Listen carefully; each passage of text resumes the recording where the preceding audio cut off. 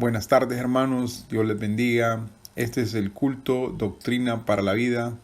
Hoy es 29 de abril de 2021. Mi nombre es César Turcios, extendiendo la cordial bienvenida para cada uno de ustedes. Amigos que nos siguen en la red social de YouTube, sean bienvenidos. Ahora, hermanos, voy a pedirles que inclinen su rostro en reverencia y entreguemos el tiempo al Señor, la enseñanza y todo lo que se desarrollará en este momento. Oremos. Padre Celestial, en el nombre de Jesús, damos las gracias, Señor, por este tiempo especial, este culto, Señor. Padre, por todo, Señor, lo que aprenderemos hoy, Señor. Damos gracias, Padre, por cada hermano, Señor, que se acerca, Señor, y busca, Señor, reunirse junto a nosotros, Señor, en este tiempo. Padre Celestial, pedimos para que lo que se desarrolle, Señor, en esta hora, Padre, tú lo bendigas, Señor, y que cada enseñanza, oh Dios, cada acción, Señor, se lleve, Padre, para beneficio, Señor, edificación del cuerpo de Cristo, Señor, de nosotros los creyentes, Padre. Gracias de antemano, Señor, en el nombre de Jesús. Pedimos que nos guíes, Señor, y recibas la gloria y la honra, Señor. Amén. Ahora, hermanos, los invito a que busquen ahí en su Biblia el libro de Eclesiastés, en el capítulo 5. Y vamos a leer de los versículos, el versículo 1 y 2. Vamos a tener esa lectura en el versículo 1 y 2.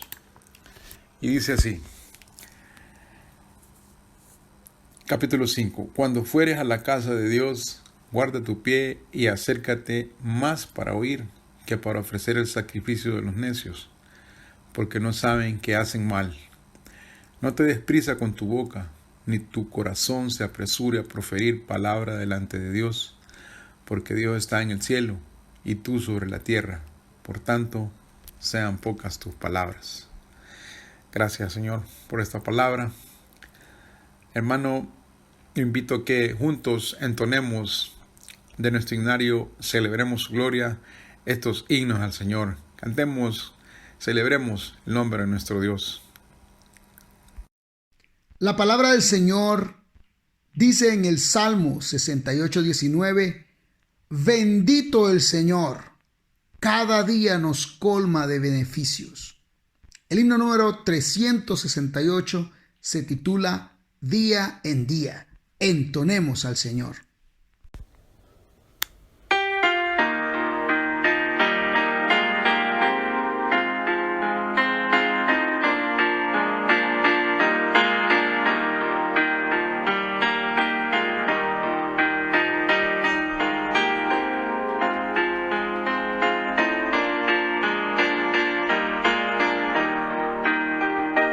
Día, Cristo está conmigo.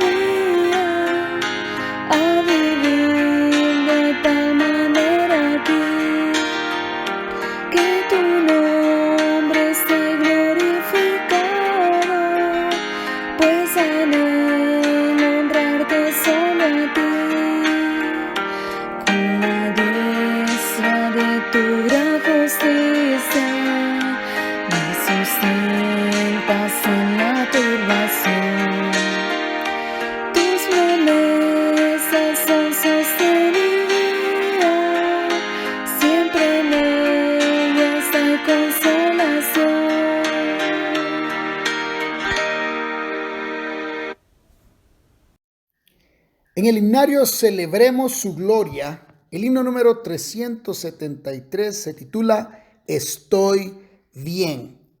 La mano de nuestro Dios es para hacer bien sobre todos los que le buscan. Nos dice el libro de Esdras 8:22. Entonemos al Señor.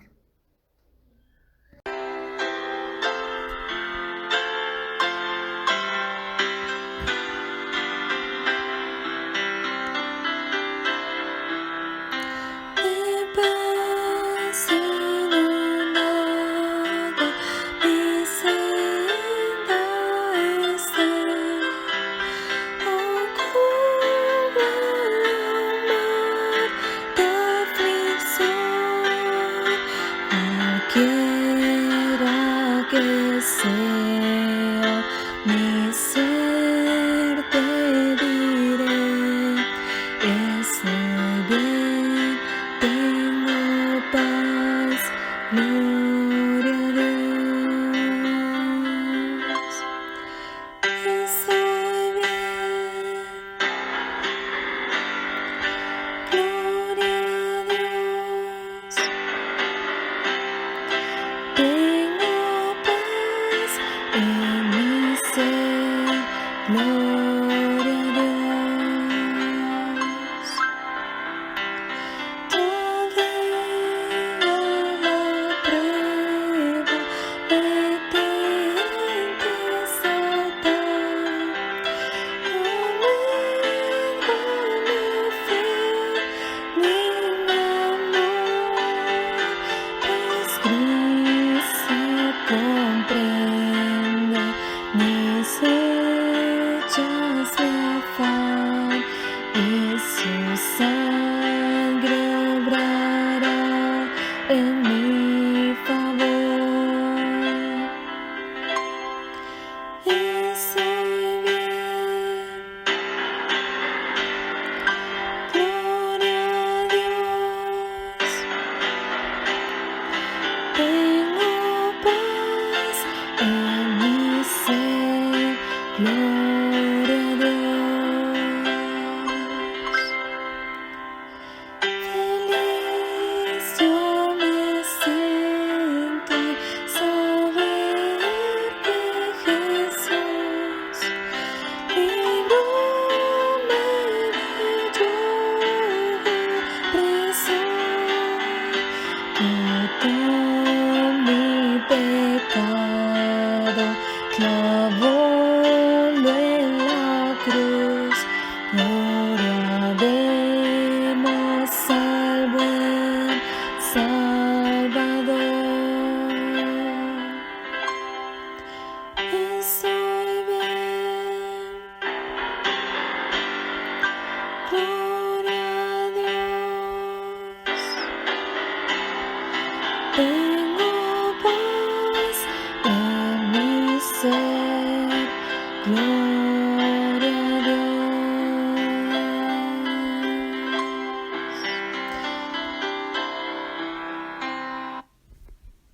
A continuación entonaremos el himno titulado Dios descendió. La palabra del Señor dice en Juan 3:13, nadie subió al cielo, sino el que descendió del cielo, el Hijo del Hombre que está en el cielo. Entonemos al Señor con gozo.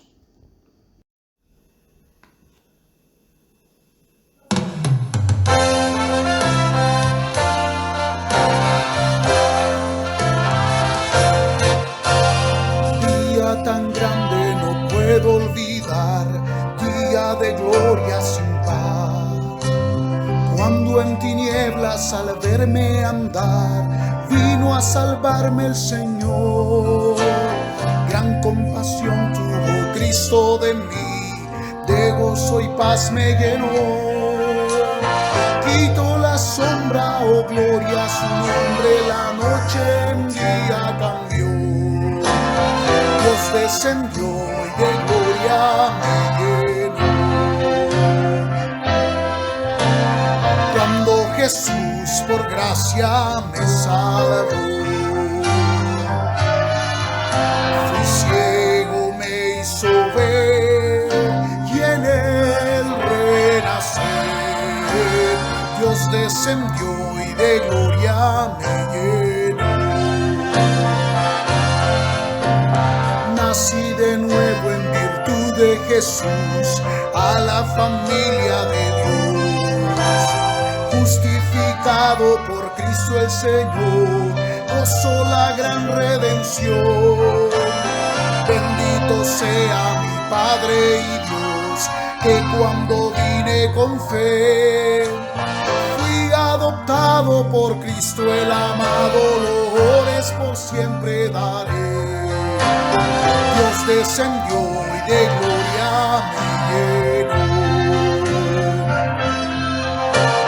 Cuando Jesús por gracia me salvó, fui ciego, me hizo ver y en él renacer. Dios descendió y de gloria me llenó. Dios descendió y de gloria me llenó. Cuando Jesús por gracia me salvó, fui ciego, me hizo ver y en él renacer. Dios descendió y de gloria me llenó. Dios descendió y de gloria me llenó.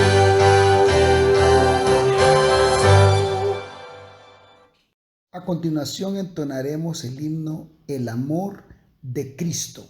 La carta a los Romanos 8:39 nos dice: ni lo alto, ni lo profundo, ni ninguna otra cosa creada nos podrá separar del amor de Dios que es en Cristo Jesús, Señor nuestro. Entonemos al Señor con gozo.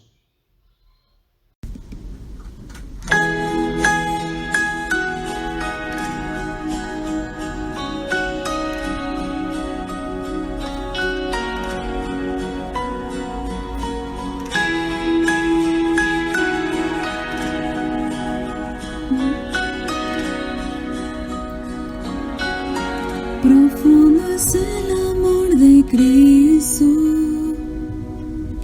más que el infierno y la maldad.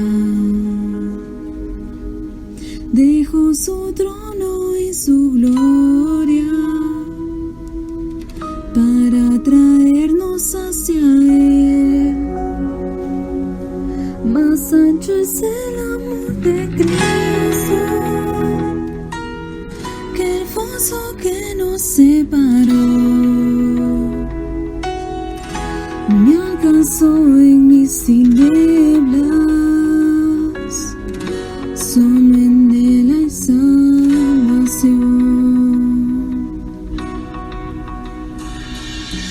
Más profundo que el mar, más allá del cielo está. Tu amor me bastará. Más fuerte es el amor de Cristo que mi enemigo más feroz. Me sostiene en la tormenta, las aguas no me cubrirán. Me guiará el amor de Cristo, en el más hondo valle aquí. Me pastoreará por siempre y me guarda junto a Él. Más profundo que el mar, más allá del cielo está. Tu amor me bastará. Más fuerte que la tempestad, venció el pecado y la maldad.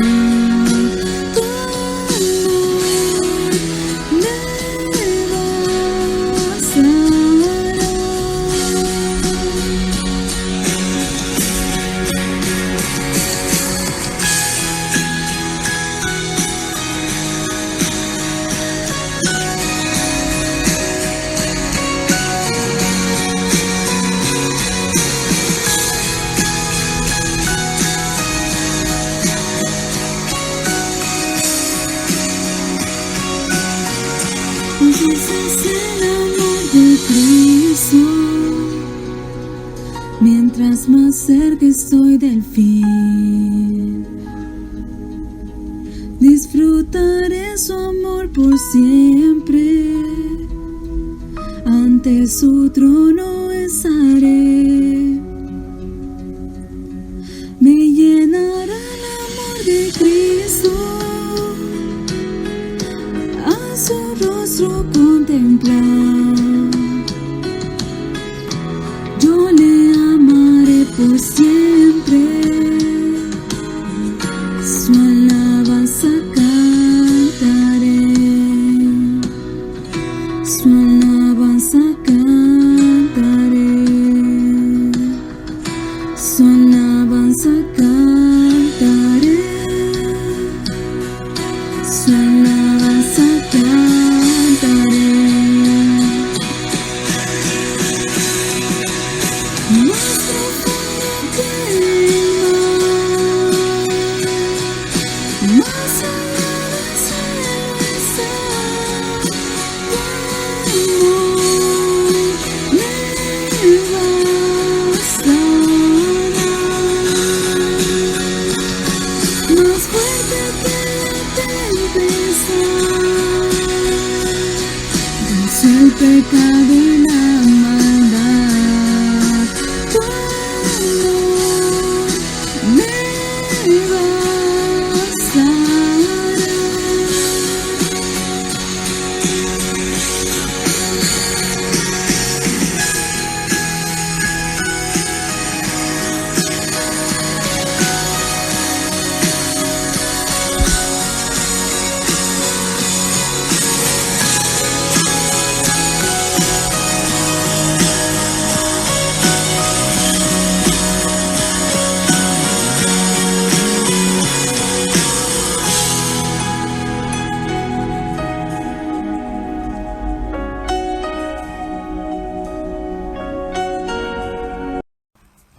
Bueno, ahora hermanos, escucharemos a nuestra hermana Jenny Cepeda. Ella presentará las noticias del fin. Bienvenida, hermana. La escuchamos.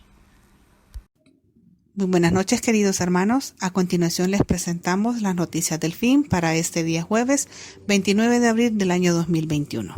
En nuestra primera noticia, hallan eslabón perdido de la historia del alfabeto en el centro de Israel. Arqueólogos hallaron una inscripción alfabética de 3.500 años durante excavaciones en la antigua ciudad de Tel Aviv, en el centro de Israel, y dicen que el fragmento de cerámica es el más antiguo de la región con un texto de esa naturaleza. La información sobre el hallazgo fue publicada el jueves en la revista de arqueología Antiquity. Los expertos describieron el descubrimiento como el eslabón perdido en la historia de la escritura alfabética temprana en el Levante Sur. El sistema de escritura al que se remontan la mayoría, si no todas, las escrituras alfabéticas occidentales. El fragmento de arcilla, que mide solo 40 milímetros por 35 milímetros, fue aparentemente parte de un cuenco de leche importado desde Chipre hacia la región. El fragmento fue encontrado durante nuevas excavaciones por un equipo austríaco que, después de que un equipo local de Tel Aviv desenterrara artefactos anteriores entre 1973 y 1987. Si bien fue difícil descifrar el texto en el pequeño fragmento y no estaba claro en qué dirección debía leerse, los investigadores dijeron que las primeras letras podían deletrearse como VD, que significa esclavo, o parte de un nombre personal semítico común. La segunda línea podría leerse como Nofet, que significa miel o néctar en hebreo, o parte de un nombre desconocido si se lee en la dirección opuesta. Se dice que el sitio arqueológico de Tel Aviv es uno de los sitios más destacados de la Edad de Bronce y de la Edad de Hierro del Levante Sur. Está situado cerca de la moderna ciudad israelí del mismo nombre. Ahora pasamos a nuestra segunda noticia del día. Putin avisa a Occidente de que se arrepentirá si decide cruzar líneas rojas. El presidente ruso Vladimir Putin advirtió hoy a Occidente de que levantará cualquier provocación contra los intereses de Rusia y adelantó que la respuesta será asimétrica, rápida y dura. Lo lamentarán como hace mucho no lo hacen, dijo Putin durante el discurso sobre el Estado de la Nación ante la Asamblea Federal. Putin llamó a las potencias occidentales a no cruzar las líneas rojas y a no confundir las buenas intenciones del Kremlin con debilidad. El líder ruso, que dedicó casi toda su intervención a temas sociales, acusó abiertamente a Occidente de organizar un golpe de Estado en Bielorrusia, que incluía el asesinato de su líder, el autoritario Alexander Lukashenko. La práctica de organizar golpes de Estado, los planes de asesinatos políticos, ya es demasiado. Han sobrepasado todos los límites, afirmó. Denunció que, en el marco del golpe, los organizadores se proponían desconectar el sistema energético y de comunicación de Minsk, acciones que él definió como un ciberataque masivo. Al mismo tiempo, aseguró que Moscú se comporta de manera contenida y a menudo no responde a actos inamistosos e incluso ejemplos de desfachatez. Rusia impuso la pasada semana sanciones y expulsó a 10 diplomáticos de Estados Unidos, en respuesta a una medida similar impuesta por Washington, entre otras cosas, por injerencia en las elecciones presidenciales de 2020, en las que fue electo Joe Biden. Además, este país protagonizó un conflicto diplomático con la República Checa, que acusó a Moscú de estar implicada en la explosión de un depósito de armas en 2014, en el que murieron 2 personas. Occidente también ha llamado a Rusia a reducir su presencia militar en la frontera con Ucrania, que ha causado en las últimas semanas una escalada de tensión. Ahora pasamos a nuestra tercera y última noticia para el día de hoy. Descubren una especie nueva de abeja salvaje en Israel. La nueva abeja pertenece al género Lasioglossum y ha sido encontrada en las dunas de arena de este país. Un equipo internacional de científicos ha descubierto una nueva especie del género de abejas Lasioglossum que vive en las dunas de Israel. La familia a la que pertenece, Halicidae, comúnmente conocidas como abejas sudoríparas, es la mayor de todos los géneros de abejas. La mayoría de estas especies anidan en el suelo, pero algunas lo hacen en troncos podridos. La especie recién descubierta, llamada Lasioglossum dorchini, solo ha sido vista en la llanura costera central de Israel. La localidad, situada en el Parque Nacional Nahal Alexander, se caracteriza por dunas de arena semiestabilizadas típicas de la llanura costera central de Israel. El parque fue plantado en parte con árboles de eucalipto no nativos a mediados de los años 1960. Las abejas fueron recogidas en la parte noreste del parque durante la primavera, febrero y abril. La mayoría de los especímenes fueron capturados con trampas de plato y algunos otros fueron recolectados con redes mientras visitaban flores. Lasioglossum dorchini es una abeja muy pequeña, de aproximadamente 6 milímetros de largo. Más allá de la emoción profesional de descubrir una nueva especie que antes era desconocida para la ciencia, este hallazgo tiene un valor aplicativo más amplio para ayudarnos a comprender mejor las comunidades de abejas, sus requisitos de hábitat y los servicios de polinización que nos puedan proporcionar. Esto ha sido todo por el día de hoy en las noticias del fin, queridos hermanos. Que el Señor les bendiga. Ahora los invito a escuchar la información para este día. En el marco de nuestro 11º aniversario de nuestra Iglesia Evangélica Comunidad de Gracia, los invitamos al primer ciclo de conferencias de este año 2021, que se llevará a cabo vía Zoom en el mes de mayo en fechas del 2 al 16. Recuerde, fechas del 2 al 16 de mayo. El tema a desarrollar: cómo vivir delante del Dios Santo. Explicación y aplicación del libro de Levítico. El texto base, Levítico capítulo 11, versículos 44. Contaremos con la participación especial del pastor Cornelio Rivera, director ejecutivo y productor radial del programa evangelístico El Camino de la Vida. Este se transmite por BBN, con las siguientes exposiciones. El domingo 2 de mayo, la primera conferencia de 11 a 2:30 p.m. El tema: Introducción, el porqué del Levítico. El martes 4 de mayo, la segunda conferencia del 6 a 7:05 de la noche. El tema: Vivir con entrega total. La tercera conferencia de 7 a 8:30. El tema: Vivir con agradecimiento y en comunión. Esto es para el martes 4 de mayo. El miércoles 5 de mayo, La cuarta conferencia de 6 a 7, el tema alerta al peligro del pecado. La quinta conferencia, continuando de 7 a 8:30 p.m., el tema servicio como Él requiere. Jueves 6 de mayo, la sexta conferencia de 6 a 7 de la noche, el tema desarrollar servicio que Él aprueba. Continuando de 7 a 8:30, el tema servicio con discernimiento. Para el viernes 7 de mayo, la octava conferencia, de 6 a 7 p.m., el tema pureza en toda nuestra vida. La novena conferencia, de 7 a 8:30 p.m., siempre el viernes 7 de mayo, tema pureza en la adoración. Para el sábado 8 de mayo, la 10ª conferencia, de 6 a 7 de la noche, el tema pureza en nuestra vida comunal. La 11ª conferencia, de 7 a 8:30 p.m., el tema pureza en la actitud a nuestras posesiones. El domingo 9 de mayo, la 12ª conferencia, de 11 a 12:30 p.m., el tema pureza en nuestra vida privada. El martes 11 de mayo, la conferencia de 6 a 7 p.m., el tema pureza en vista del perdón recibido. Y la 14ª conferencia, de 7:10 a 8:30 p.m., el tema vivir en santidad, edificándonos con Él. Miércoles 12 de mayo, la 15ª conferencia, de 6 a 7 p.m., conducta sexual que refleja santidad.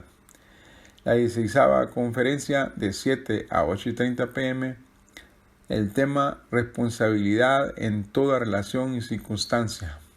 Para el jueves 13 de mayo, la conferencia de 6 a 7 p.m., desarrollando el tema entendamos la gravedad y consecuencias del pecado.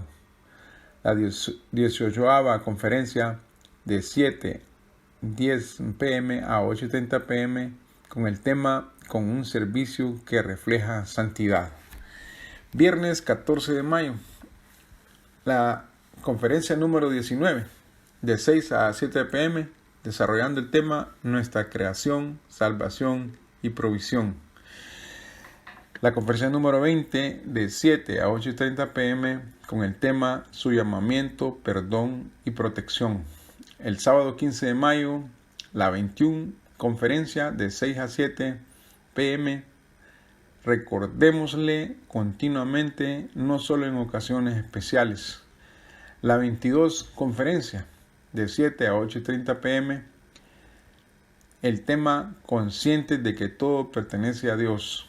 Para el domingo 16 de mayo, la 23 conferencia, de 11 a 12:30 p.m., desarrollando el tema sumisión o rebeldía y consecuencias. Serán momentos de mucha edificación y bendición para todos. Está invitado, hermanos. Tome nota. También los invitamos a formar parte de la nueva modalidad de transmisión de nuestros cultos virtuales en vivo, que se realizan vía Zoom todos los domingos en la jornada de 9 a.m. y la jornada de 11 a.m., para que todos tengamos una mayor comunión como congregación. Invite amigos, familiares y vecinos. Se compartirá el enlace respectivo horas antes de la transmisión. Los demás cultos siguen en formatos y horarios habituales en nuestro canal de YouTube. Les informamos que continuamos con el proyecto Tamal, con el propósito de recaudar fondos en pro de la construcción de nuestro templo. Las entregas son a domicilio los días viernes, con un costo adicional por envío. Puede hacer sus pedidos a celular 9828-4209 con la hermana Claudina Martínez. También estamos invitándonos a la gran venta especial de literatura que tenemos ya disponible en nuestra librería.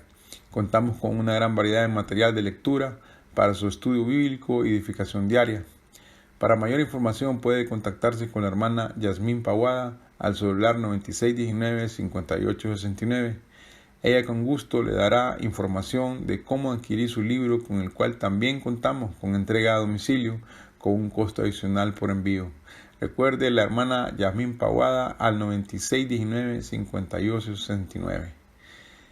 Les recordamos a los padres de familia y niños de la Escuela Bíblica Infantil que pueden ingresar a nuestras clases virtuales por medio de la plataforma Zoom en los siguientes horarios. Clase de abejitas y ovejitas en horario de 2 p.m. a 2:40 p.m. y la clase de preadolescentes en horario de 2:40 p.m. a 3:20 p.m. Para mayor información puede comunicarse al celular 9647-6607 con el hermano Daniel Raudales. Serán momentos de mucha bendición y edificación para todos los niños. Invite y comparta a otros el link respectivo. Los esperamos. Nuestra amada Iglesia Evangélica Comunidad de Gracia no ha cesado de trabajar arduamente en obediencia a Dios, realizando todos nuestros cultos y eventos habituales de manera virtual. Durante la pandemia nos hemos mantenido operativos y además estamos construyendo nuestro templo en el terreno que Dios nos regaló en el Chimbo, kilómetro 5, pocos metros después de Cortina, Firenze. Si usted desea apoyar para que juntos hagamos posible la realización de este proyecto, puede hacer sus donaciones en las siguientes cuentas de ahorro. Ban Rural, cuenta número 0270 1010 000 461. BAT, cuenta número 743-973-411. Banco Atlántida con número de cuenta 014-7202-57-410.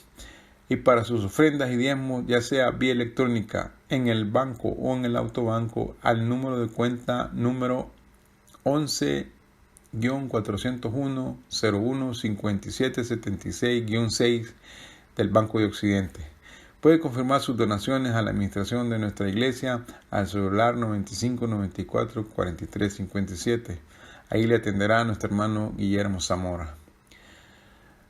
Los invitamos a nuestros devocionales mensuales de oración y ayuno de manera virtual este viernes 30 de abril en los siguientes horarios. A las 7 de la mañana, 9:30 de la mañana, 12 del mediodía y 3 de la tarde. Cerrando con el culto de oración a las 6:30 p.m. También les seguimos invitando a seguirnos en nuestras cuentas de redes sociales. Facebook como @iglesiasg, Instagram como iglesiacg, Twitter como @iglesiacg y en nuestro canal de YouTube como Iglesia Comunidad de Gracia. Estos son los anuncios correspondientes para el día de hoy, hermano. Esperamos que haya tomado nota.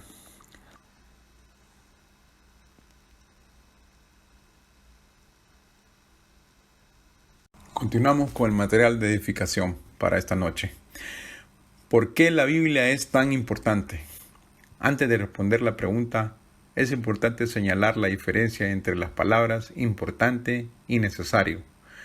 Algo es importante cuando es conveniente, interesante o se considera superior o influyente. Se habla, por ejemplo, de la importancia de cederle el paso a los ancianos o de la importancia de tener educación universitaria. Ambas situaciones son consideradas importantes por los beneficios que traen consigo, pero no podríamos decir que son absolutamente obligatorias.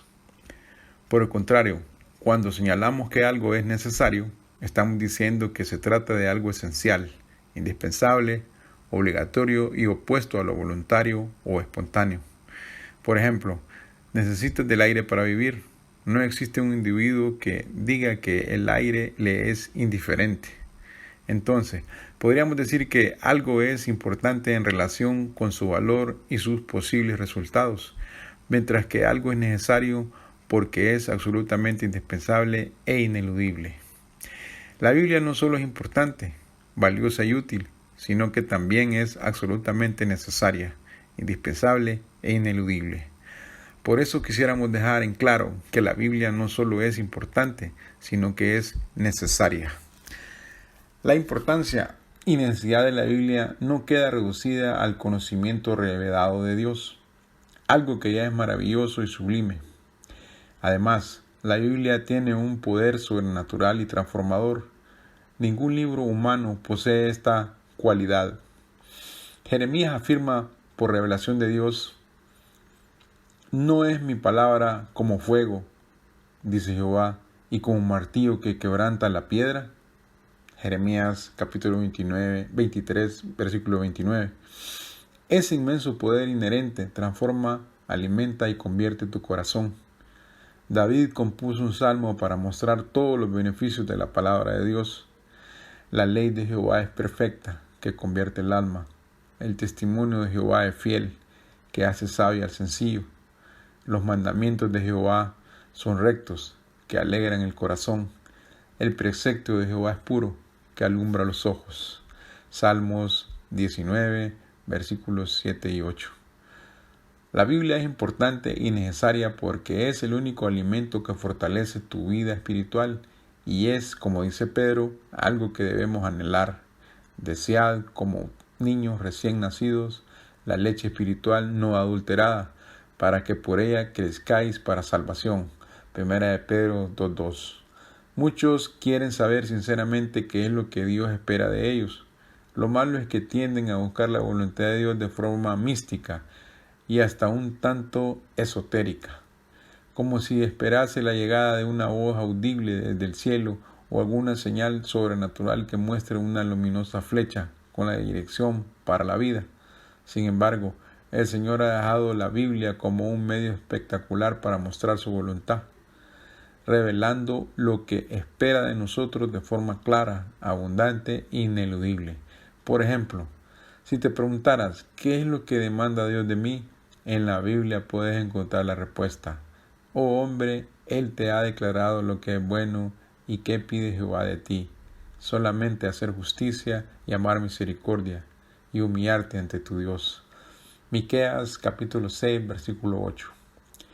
La Biblia es importante y necesaria porque ahí podemos encontrar luz para nuestro camino, la verdad que nos hace libres y la forma de vida que le agrada a Dios y le da gloria a su nombre, como dice en el libro de Tito, capítulo 3, versículo 8.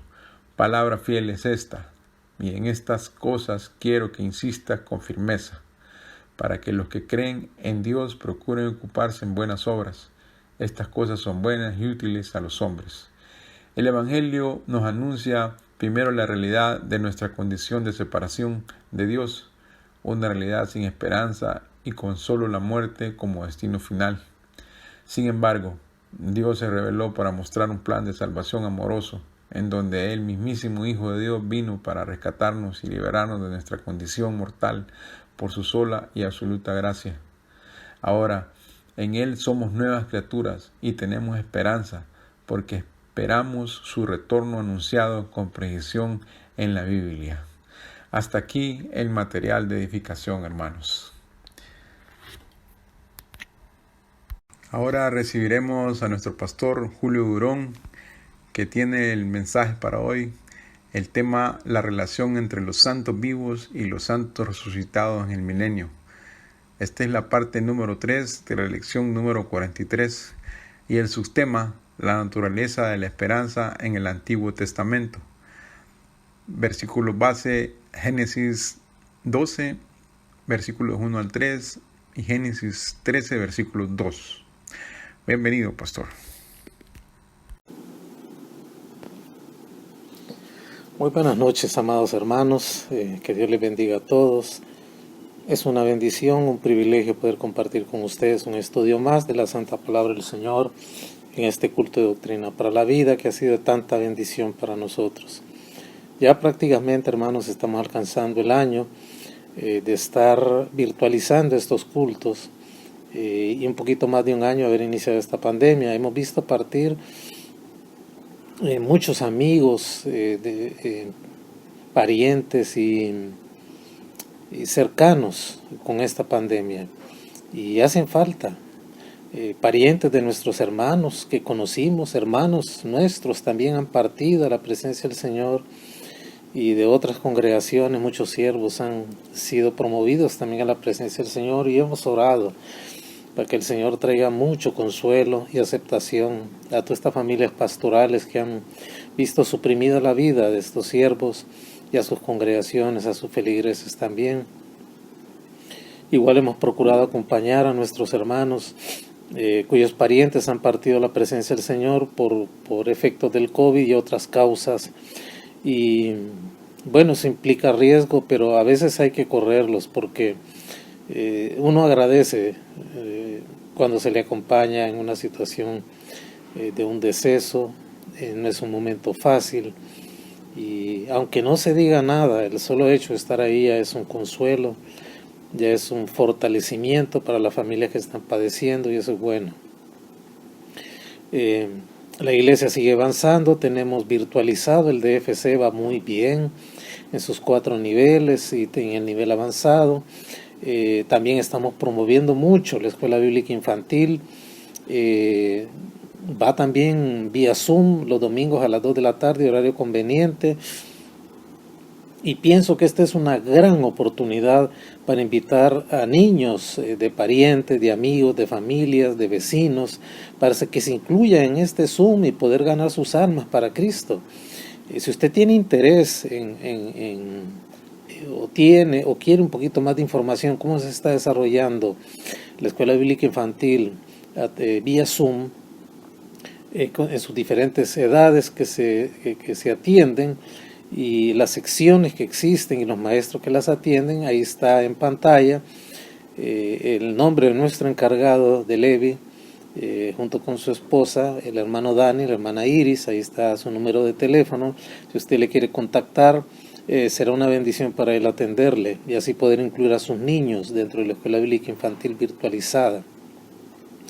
Animo también, hermanos, hay muchos hermanos en nuestra congregación padeciendo muchas necesidades físicas, hermanos desempleados que fueron suspendidos y no fueron llamados a reingresarse a sus plazas laborales, requieren atención, y nosotros como iglesia nos hemos propuesto ayudarles a través del Ministerio DAR, que lo está coordinando la hermana Marlene.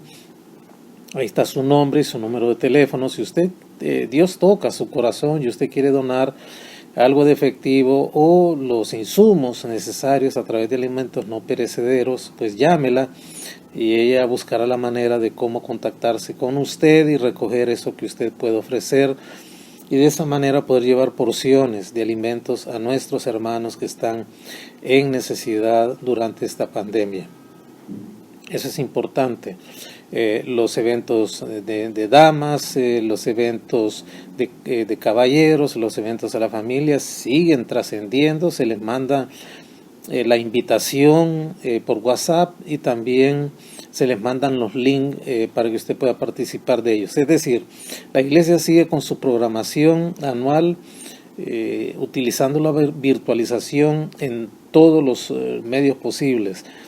Y Dios mediante, y Dios primero, cuando esto se haya amainado un poco, estos niveles de contagio que son bastante fuertes en esta temporada, vamos a volvernos a ver presencialmente. Órele a Dios para que esto se pueda dar y podamos volvernos a ver en nuestro terreno. Ya estamos ahí. Nos congregaríamos en las carpas al aire libre para minorar los casos de contagio, y también porque no tenemos todavía techado el templo que está en construcción. Si usted quiere colaborar también para fortalecer la compra de materiales y pago de mano de obra, usted puede contactarse con el hermano Guillermo Zamora, y está en pantalla su nombre y su número, y también los números de cuenta en Ban Rural, en Backbammer y también en Banco Atlántida, para que usted pueda hacer sus depósitos específicamente para nuestro proyecto de construcción. Muy bien, vamos a orar para dedicar este tiempo al Señor y reanudar nuestra lección 43 que hemos iniciado los últimos jueves. Amado Dios, gracias te damos por la bendición de poder llegar a nuestros amados hermanos, y te suplicamos, Padre, la guianza de tu Santo Espíritu para que pueda iluminar nuestras mentes y nuestros corazones en el estudio de tu Santa Palabra, y podamos llevarla íntegramente, Padre, como tú quieres que sea comunicada y sea de bendición para tu pueblo. En el nombre de Jesús, amén. Muy bien, hermanos, hemos estado entrando a nuestra lección 43, la relación entre los santos vivos y los santos resucitados en el milenio.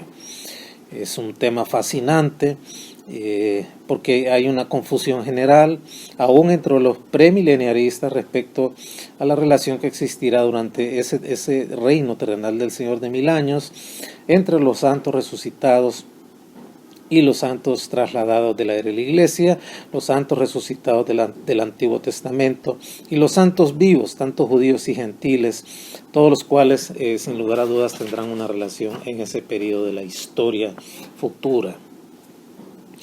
Vimos también que las escrituras del Antiguo Testamento abundan en descripciones de la gloria y de la bendición que esperan a los herederos de la promesa. Una expectativa gloriosa fue claramente presentada como la esperanza de los santos. Y por lo tanto, para poder presentar la relación del santo del Antiguo Testamento y el Nuevo Testamento, entre el individuo resucitado y el no resucitado en la era milenaria, es necesario distinguir ciertos aspectos de esas promesas hechas en el Antiguo Testamento que constituían la esperanza del santo. Vimos las promesas nacionales, ya que el Antiguo Testamento hizo ciertas promesas a la nación de Israel. La vasta mayoría de las promesas de bendición y gloria futura fueron hechas, no a individuos para que mantuviesen su esperanza, sino que fueron hechas a la nación de Israel como base de su confianza y de su expectativa. Y vimos que estas promesas obviamente descansan en los pactos eternos e incondicionales que Dios hizo con la nación y que encuentran, por así decirlo, su cumplimiento en la nación misma. El primer gran pacto es el pacto incondicional que Dios hizo con Abraham, como originalmente se declaró, y Dios lo hizo y se lo describe en Génesis 12, del 1 al 3. Ese pasaje lo estudiamos y luego vimos las reiteraciones que el Señor hizo de ese pacto en el capítulo 13, 14 al 17 de Génesis, en el 15 del 1 al 21 y en el 17 del 1 al 18. Y aunque incluía obviamente ciertas promesas individuales a Abraham, más bien tenía que ver con la posteridad del linaje de Abraham y su posesión de la tierra dada a Abraham por promesa. Y vimos que todas las promesas de los pactos subsiguientes a este pacto que Dios hizo con Abraham son ampliaciones. Todas las promesas de los pactos subsiguientes son reiteraciones, son ampliaciones y clarificaciones de parte de este pacto original que Dios hizo con Abraham en Génesis 12, del 1 al 3, con la nación, y establecen ciertas promesas y esperanzas nacionales. El segundo gran pacto donde Dios hizo promesas nacionales es el pacto que Dios hizo con David, el cual fue declarado en 2 Samuel capítulo 7, versos del 4 al 17. Vamos a leerlo más bien desde el verso 1 del capítulo 7. Aconteció que cuando ya el rey habitaba en su casa, después que Jehová le había dado reposo de todos sus enemigos en derredor, dijo el rey al profeta Natán: mira ahora, yo habito en casa de cedro y el arca de Dios está entre cortinas. Y Natán dijo al rey: anda y haz todo lo que está en tu corazón, porque Jehová está contigo. Aconteció aquella noche que vino palabra de Jehová a Natán diciendo: ve y di a mi siervo David, así ha dicho Jehová, tú me has de edificar casa en que yo more. Ciertamente no he habitado en casa desde el día en que saqué a los hijos de Israel de Egipto hasta hoy, sino que he andado en tienda y en tabernáculo. Y en todo cuanto he andado con todos los hijos de Israel, he hablado yo palabra alguna a las tribus de Israel, a quien haya mandado apacentar a mi pueblo de Israel, diciendo: ¿por qué no me habéis edificado casa de cedro? Ahora pues, dirás así a mi siervo David: así ha dicho Jehová de los ejércitos, yo te tomé del redil, de detrás de las ovejas, para que fueses príncipe sobre mi pueblo, sobre Israel. Y he estado contigo en todo cuanto has andado, y delante de ti he destruido a tus enemigos, y te he dado nombre grande, como el nombre de los grandes que hay en la tierra. Además, yo fijaré lugar a mi pueblo Israel, y lo plantaré, para que habite en su lugar, y nunca más sea removido, ni los inicuos le aflijan más como al principio. Desde el día que puse jueces sobre mi pueblo Israel, y a ti te daré descanso de todos tus enemigos. Asimismo, Jehová te hace saber que Él te hará casa, y cuando tus días sean cumplidos, y duermas con tus padres, yo te levantaré Yo levantaré después de ti a uno de tu linaje, el cual procederá de tus entrañas, y afirmaré su reino. Él edificará casa a mi nombre, y yo afirmaré para siempre el trono de su reino, y yo le seré a él padre, y él me será mi hijo. Y si él hiciere mal, yo le castigaré con vara de hombres y con azote de hijos de hombres, mas mi misericordia no se apartará de él, como la aparté de Saúl, al cual quité de delante de mí. Y será firmada tu casa y tu reino para siempre, delante de tu rostro, y tu trono será estable eternamente. Conforme a todas estas palabras y conforme a toda esta visión, así habló Natán a David. Mire qué explícito este pacto que Dios hace con Abraham, que es una reiteración, es una ampliación y promesas a la nación de Israel a través del rey David. David habitaba ya en su casa. Nos dice el verso 1, el palacio de David se edificó con ayuda de Hiram, tal vez usted lo recuerda, rey de Tiro, por cuanto Hiram no llegó al trono de Tiro hasta después del 980 a.C. Y los acontecimientos que se narran en este capítulo tuvieron lugar en la última década del reinado de David, y ya Dios le había dado reposo de todos sus enemigos, como dice el verso 1, el capítulo 7, y David había conquistado a todas las naciones alrededor de Israel, es decir, había sometido a los reinos de alrededor, había ampliado el reino. Y luego interviene Natán en el verso 2, aquí se menciona por primera vez Natán, y Natán tiene un papel significativo en el capítulo 12, como usted lo conoce, donde confronta el pecado de David con Betsabé, y también en Primera de Reyes, capítulo 1, cuando estorba el plan de Adonías de usurpar el trono de Salomón. Y David reitera que la casa de Dios, el tabernáculo del Señor, había habitado entre cortinas, mientras que él ya tenía su propia casa, es decir, como que había una necesidad de hacerle una edificación al arca del Señor.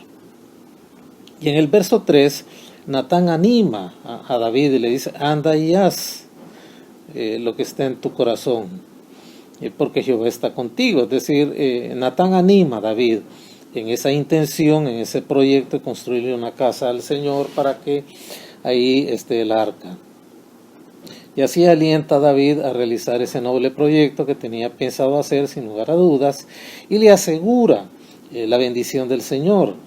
Sin embargo, tanto David como Natán no habían consultado al Señor respecto a ese proyecto, es decir, era un proyecto muy noble, muy bueno, pero no le habían preguntado al Señor qué pensaba él de ese proyecto. Es por eso que en los versos 4 al 16, que son el corazón del estudio de este pacto que Dios hizo con con David, este pacto eterno e incondicional, el Señor manifiesta cuál es su voluntad a Natán a continuación, y para poder reconducir los mejores pensamientos que tenía David respecto a este sentido. Es decir, Dios no le recrimina ni dice que es algo malo, es algo negativo lo que David ha pensado hacer respecto a construirle un templo, una habitación a su tabernáculo, pero el Señor se lo manifiesta claramente a Natán cuál es su designio en cuanto a esto, y para poder reorientar o darle un buen curso a las buenas intenciones que tenía David en ese sentido. Y en el verso 5, el verso 4, vamos a leer el 5. Aconteció aquella noche que vino palabra de Jehová a Natán diciendo, ve y di a mi siervo David, así ha dicho Jehová, tú me has de edificar casa en que yo more. Estos versos 5 al 7 se construyen de una manera tal a través de dos preguntas que hace Dios a Natán, y ambas tienen que ver con la edificación del templo para él. La primera interrogante en que se le pregunta si David había de edificar el templo al Señor, esperaba definitivamente una respuesta negativa de parte de Dios. Vamos a ver qué nos dice 1 Crónicas 17:4. Primera Crónicas 17:4. Vamos a ver. Primera Crónicas 17, el verso 4. Dice de la siguiente manera. Y yo di a David mi siervo, así ha dicho Jehová, tú no me edificarás casa en que yo habite. Es una como reverberancia ahí en Crónicas de la respuesta que Dios espera de la misma pregunta que él hace aquí en el verso 5 de 2 Samuel 7. Esa es la primera respuesta a la interrogante que el Señor hace, que es negativa.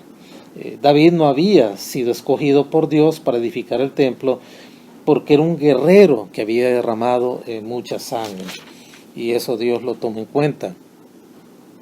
Luego nos dice el verso 6, ciertamente no le he edificado casas desde el día en que saqué a los hijos de Israel de Egipto hasta hoy, sino que he andado en tienda y en tabernáculo. Ahí dice cuál ha sido la decisión de Dios desde el momento en que Israel sale de Egipto, de la esclavitud, hasta el momento de esta última década del reinado de David. Y Dios lo dice, yo he andado en tiendas y en tabernáculos, es decir, yo no les he pedido que me hagan una casa. Luego hace la reiteración en el verso 7, la segunda pregunta con la cual se construyen estos versos del 4 al 7. En todo cuanto he andado con todos los hijos de Israel, he hablado yo palabra alguna a las tribus de Israel, a quien haya mandado apacentar a mi pueblo Israel, diciendo, ¿por qué no me habéis edificado casa de cedro? Es decir, yo le he preguntado a David, en algún momento, dice el Señor, que me edifique casa. No. Y a los líderes de Israel, a los conductores de las 12 tribus, durante toda esta historia, desde que los saqué de la tierra de Egipto hasta este momento reinado David, yo les he pedido semejante cosa. No. Y ahí lo dice, el verso 7, ¿por qué no me habéis edificado casa? Esta segunda interrogante, en que se pregunta si el Señor había jamás mandado a ningún líder, a ningún rey, a ningún juez, a ningún profeta, que edificara un templo para su arca. También el Señor espera que la respuesta sea negativa, así como la primera pregunta, donde Dios le dice al profeta si él le ha sugerido eso a David, y la respuesta es no, y en este caso también a ningún líder de la nación de Israel durante la historia de Israel, desde que salen de Egipto hasta el reinado de David, Dios le ha sugerido semejante cosa. Así pues, queridos hermanos, que en contra de las intenciones y de las suposiciones de Natán mostradas en los versos 1 al 3 de este capítulo 7, según de Samuel, Dios no quería una casa en aquel tiempo, y tampoco quería que David se le edificara, es decir, no era el hombre indicado o calificado por Dios para llevar a cabo semejante proyecto, semejante obra. Luego nos dice en los versos 8 al 16, ahora pues dirás hacia mi siervo David, así ha dicho Jehová de los ejércitos, yo te tomé del redil, de detrás de las ovejas, para que fueses príncipe sobre mi pueblo, sobre Israel. Y he estado contigo en todo cuanto has andado, y delante de ti he destruido a todos tus enemigos, y te he dado nombre grande, como el nombre de los grandes que hay en la tierra. Además, yo fijaré lugar a mi pueblo Israel, y lo plantaré, para que habite en su lugar y nunca más sea removido, ni los inicuos le aflijan más como al principio. Desde el día en que puse jueces sobre mi pueblo Israel, y a ti te daré descanso de todos tus enemigos. Asimismo, Jehová te hace saber que él te hará casa, y cuando tus días sean cumplidos y duermas con tus padres, yo levantaré después de ti uno de tu linaje, el cual procederá de tus entrañas, y afirmaré su reino, y él edificará casa a mi nombre, y yo afirmaré para siempre el trono de su reino, y le seré a él padre, y él me será mi hijo. Y si él hiciere mal, yo le castigaré con vara de hombres y con azote de hijo de hombres, pero mi misericordia no se apartará de él como la parte de Saúl, al cual quité delante de ti, y será afirmada tu casa y tu reino para siempre delante de tu rostro, y tu trono será estable eternamente. Este es el núcleo, el corazón de las promesas personales que Dios le hacía a David, obviamente, pero que tienen trascendencias a futuro, es decir, tienen un contenido fuerte escatológico y que tienen que ver más con el cumplimiento a la nación de Israel. Y vea usted que estos versículos del 8 al 16 de 2 Samuel 7 exponen las promesas que el Señor le hace a David. Fíjese que del verso 8 al 11, en su parte A, expone las promesas que se cumplirán en la vida de David. Vamos a leer del 8 al 11a. Esto tiene que ver con el cumplimiento en vida de David. Ahora pues dirás a mi siervo David, así ha dicho Jehová de los ejércitos, yo te tomé de redil detrás de las ovejas para que fueses príncipe sobre mi pueblo, sobre Israel, y he estado contigo en todo cuanto has andado, y delante de ti he destruido a todos tus enemigos, y te he dado nombre grande como el nombre de los grandes que hay en la tierra. Además, yo fijaré lugar a mi pueblo Israel y lo plantaré para que habite en su lugar y nunca más sea removido, ni los inicuos le aflijan más como al principio.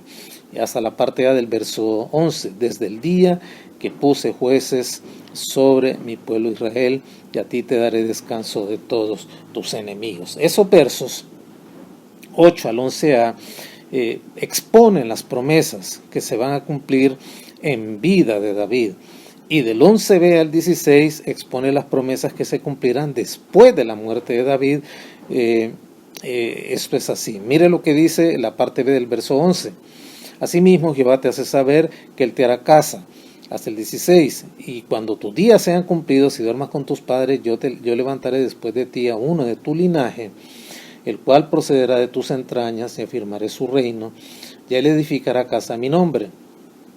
Y yo afirmaré para siempre el trono de su reino, y le seré a él por padre, y él me será mi hijo. Y si él hiciere mal, yo le castigaré con vara de hombres y con azotes de hijos de hombres. Pero mi misericordia no se apartará de él como la parte de Saúl, el cual quité delante de ti. Y será firmada tu casa y tu reino para siempre delante de tu rostro, y tu trono será estable eternamente. Repito, de estos versos 8 al 16 de 2 Samuel 7 contienen el núcleo de las promesas eternas que el Señor le hace a David como persona, pero que tienen cumplimiento pleno en la historia de Israel a futuro en el aspecto escatológico. Repito, de los versos 8 al 11a expone las promesas que se van a cumplir durante David esté vivo. Y del 11b, la parte B del verso 11 hasta el verso 16, expone las promesas que se cumplirán después de que David muera. Y esto es así. Fíjese bien, durante la vida de David, el Señor le dio a David un nombre grande. Eso fue así. Mire lo que nos dice Génesis 12:2 en este sentido, hablando de Judá. Génesis 12:2. Vamos a Génesis 12:2. Nos dice de la siguiente manera. Génesis 12:2. Y a ti te daré una nación grande, y te bendeciré, y engrandeceré tu nombre, y será bendición. Eso Dios se lo promete a Abraham, pero tiene cumplimiento durante la vida de David. Así pues que Dios le da un nombre grande, tal como se lo promete en estos versos 8 al 11b, durante la vida de David. En segundo lugar, no solo le da un nombre grande en primer lugar, sino también le dispone a Israel un lugar, una tierra, una posesión, un reino que es ampliado dentro de los términos de la posesión de la tierra que Dios le promete a Abraham y se lo reitera a David. No solamente le da un nombre grande en vida de David y dispone un lugar, un territorio para Israel en vida de David, sino que también le da a David reposo de todos sus enemigos.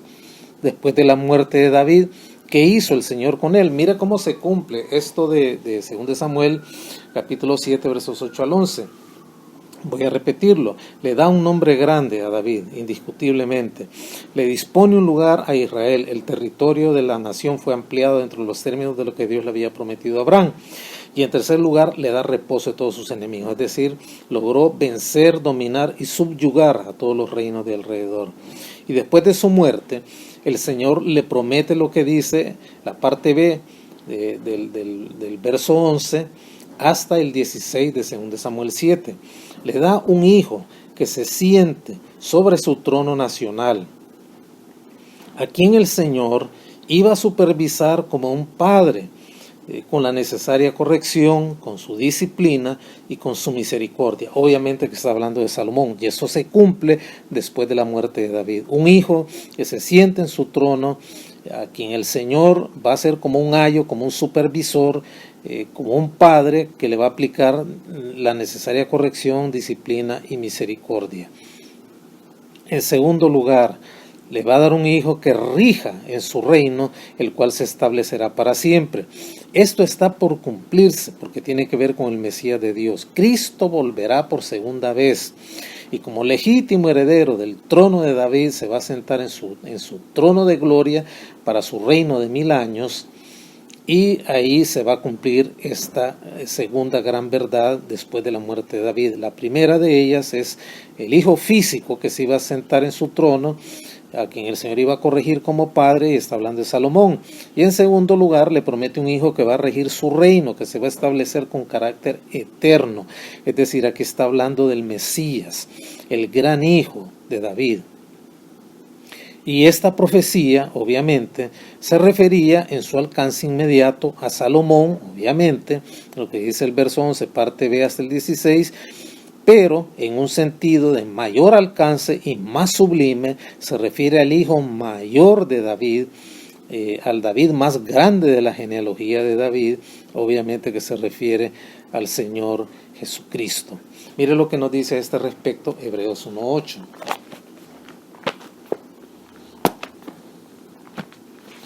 Hebreos 1:8. Mas del Hijo dice, tu trono, Dios, por el siglo del siglo, cetro de equidad es el cetro de tu reino. Una gran descripción de Hebreos 1:8 que se refiere al gran hijo mayor de David, que tiene el cumplimiento de este aspecto del pacto que Dios hace con David en el sentido de un reino eterno. Luego el verso 11 nos dice de la siguiente manera: desde el día que puse jueces sobre mi pueblo Israel, y a ti te daré descanso de todos tus enemigos, asimismo Jehová te hace saber que él te hará casa. Y aunque David deseaba obviamente edificar al Señor una casa, es decir, un templo, un lugar, en lugar de ello sería el Señor quien le edificaría a David una casa, es decir, una dinastía. Mire que esto es bien importante. No está hablando de la casa física que Dios le puede hacer a David, porque David ya la había construido al momento de manifestar su intención de hacerle un templo al Señor. Dios le está diciendo, no me edificarás tu casa, en el verso 11, pero yo sí te voy a edificar una casa, es decir, te voy a dar una dinastía, un linaje de reyes que va a culminar con el Mesías. Mire qué cosa más tremenda. El verso 12, y cuando tus días sean cumplidos y duermas con tus padres, yo levantaré después de ti a uno de tu linaje, el cual procederá de tus entrañas, y afirmaré tu reino. Según el resto de las escrituras, hermanos, tiene que ver con el Mesías venidero, el cual va a establecer el reino de David para siempre. Vamos a ver qué nos dice en este sentido Isaías 9, versos 6 y 7. Isaías capítulo 9, los versos 6 y 7.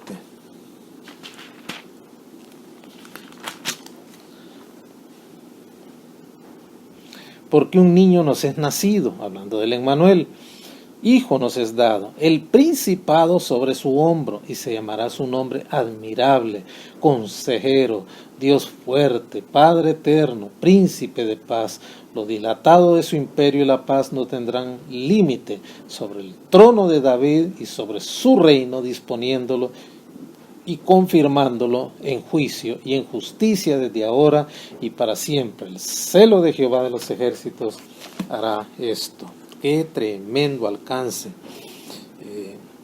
En el verso 11 el Señor le dice a David, no me vas a hacer casa, yo te voy a hacer casa a ti, es decir, te voy a dar un linaje, te voy a dar una dinastía de reyes. Y el verso 12,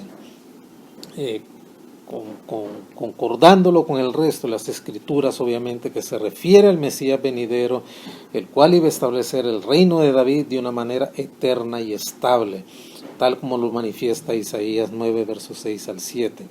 Y vamos a ver también en este sentido que nos dice Lucas, capítulo 1, versos 32 y 33. Lucas capítulo 1, versos 32 y 33. Y este será grande, y será llamado Hijo del Altísimo, y el Señor Dios le dará el trono de David su padre, subraya esa frase, y reinará sobre la casa de Jacob para siempre, y su reino no tendrá fin. ¡Qué promesa más maravillosa esta! ¡Qué pacto el que Dios está haciendo con David! Prometiéndole un descendiente de su linaje que se va a centrar sobre su trono para siempre. Obviamente la proyección es al Mesías de Dios. Y luego nos dice el verso 14: yo le seré a él padre y él me será mi hijo. Y si hiciere mal, yo le castigaré con vara de hombres y con azote de hijo de hombres. Obviamente que al decir tener esa relación paternal hacia el hijo físico de David, que era Salomón, el que seguía en la dinastía, se relacionan, estas palabras se relacionan directamente, obviamente, con Jesús el Mesías. En el pensamiento semítico, que lo manifiesta de esa manera, por cuanto el hijo tenía siempre el pleno carácter del Padre, pero la futura simiente de David tendría la misma esencia de Dios. Eso es lo que está diciendo ahí este pasaje, que Jesucristo era el Dios encarnado, y es el tema central del Evangelio. Especialmente lo reitera todo el Evangelio de Juan. Y luego dice, si hiciere mal, obviamente como un padre humano disciplina a sus hijos, así el Señor iba a disciplinar el linaje de David si cometiesen alguna iniquidad, y esto se refiere obviamente a esa porción intermedia del linaje de David hasta la llegada del Mesías, es decir, todos los reyes que salieron de los lomos de David, empezando por su hijo Salomón, y luego toda la descripción de los reyes que siguieron hasta el cautiverio, que nos relatan en los libros de Reyes y de Crónicas, que salieron de los lomos de David y que reinaron sobre las dos tribus que quedaron al sur, que son Judá y Benjamín. Dios trató con la vida de ellos. Voy a leer de nuevo el verso 14. Yo seré el padre y él me será a mí por hijo, hablando de las características del hijo sublime de David, que es Cristo, el Mesías de Dios, porque él es Dios y es similar al Padre, tiene la esencia del Padre en sí mismo. Y luego nos dice, y si hiciere mal, yo le castigaré con vara de hombres y con azotes de hijo de hombre. Aquí se refiere a esa parte intermedia del linaje, desde Salomón hasta el último rey antes del cautiverio sobre Judá. Dios trató con ellos cuando cometieron iniquidades. Hubieron sus excepciones, obviamente, como Josías, como Usías, y otros reyes piadosos que tuvo la nación de Israel, pero en la gran mayoría del linaje de David, en cuanto a la dinastía del reino, todos estos reyes que estuvieron, repito, desde Salomón hasta el cautiverio, fueron disciplinados por Dios, y disciplinó fuertemente el linaje de David, y ese linaje intermedio hasta la llegada del Mesías. Y cualquier rey de la línea de David, desde Salomón en adelante, fueron tratados por Dios de esa manera y fueron disciplinados por Dios.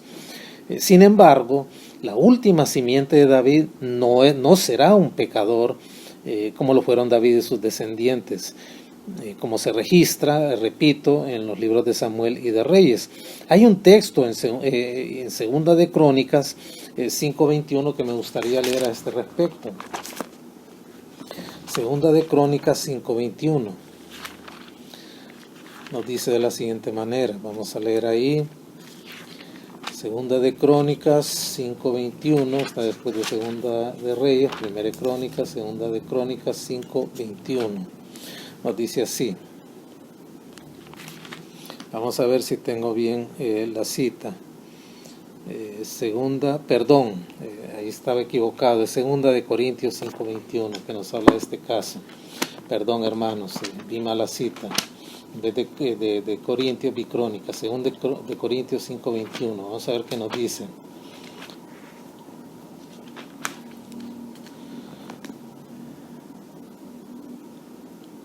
Al que no conoció pecado, por nosotros lo hizo pecado, para que nosotros fuésemos hechos justicia de Dios en él. Cristo obviamente no fue un pecador como lo fue todos los reyes de esa etapa intermedia de la historia de Israel. Cristo no fue un pecador, como lo fueron David y sus descendientes, tal como lo registra Samuel y Reyes en sus 2 libros en cada categoría. Cristo fue hecho pecado por nosotros, pero para nuestra salvación y redención. Crónicas, que se centra más directamente en el Mesías, no incluye esta declaración de las palabras de Natán que aparecen allí. Y luego el verso 15 nos dice de la siguiente manera: pero mi misericordia no se apartará de él, como la parte de Saúl, al cual quité delante de ti. Esa es una expresión de carácter incondicional que Dios agrega, una cláusula incondicional, la cláusula incondicional que es este pacto unilateral de pleno cumplimiento en Dios en sus promesas y no en el comportamiento de David ni de sus descendientes. Ahí lo dice claramente, que no va a apartar su misericordia de David, como lo apartó en el caso de Saúl, al cual quitó delante de David para que él pudiera acceder al trono del reino. Es maravilloso esto que Dios le muestra aquí a David. Y luego nos dice el verso 16: y será firmada tu casa y tu reino para siempre delante de tu rostro, y tu trono será estable eternamente. Dios le habla de 3 cosas aquí: le habla de su casa, le habla de su reino y le habla de su trono. Esta es la esencia del pacto que Dios hace con David. Estos 3 términos se cumplen en Jesucristo, indudablemente. Y el Señor Dios te dará el trono de David tu padre, y reinará sobre la casa de Jacob para siempre, y su reino no tendrá fin. ¿Dónde están esas palabras? Mire usted lo que nos dice Lucas 1, 32 y 33. Vamos a ir ahí a Lucas 1, 32 y 33. Esas palabras que se encuentran en 2 de Samuel 7, 16 se cumplen plenamente en Cristo. Casa, reino y trono. Lucas capítulo 1, versos 32 y 33.